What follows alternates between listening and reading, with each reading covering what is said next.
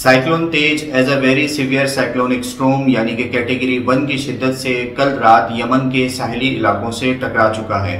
इस दौरान यमन और ओमान के साहिली इलाकों में शदीद मौसमियाती सूरत हाल रिकॉर्ड की जा रही है। इंतहाई तेज़ बारिशें, जबकि हवाओं की रफ्तार इन तमाम तर इलाकों में 110 से 130 किलोमीटर फी घंटा की रफ्तार से रिकॉर्ड की गई है। जबकि आने वाले 2 से 3 दिन के दौरान यमन और ओमान के साहिली इलाकों में एक अंदाजे के मुताबिक 500 मिलीमीटर से लेके तकरीबन 900 से 1000 मिलीमीटर तक की बारिशें हो सकती हैं। इन बारिशों के चलते, इन शदीद बारिशों के चलते जो है वो इस वक्त यमन और ओमान के कई साहिली इलाकों में सैलाबी सूरत हाल है।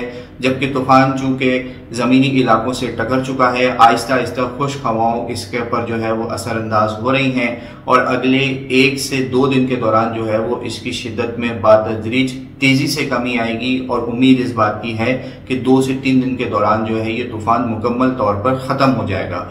लेकिन इस दौरान जो है वो यमन और ओमान के तमाम तर साहिली इलाकों में काफ़ी तेज़ बारिशों का इम्कान है और आने वाले 3 से 4 दिन तक इन तमाम तर इलाकों में सैलाबी सूरत हाल देखने में आ सकती है।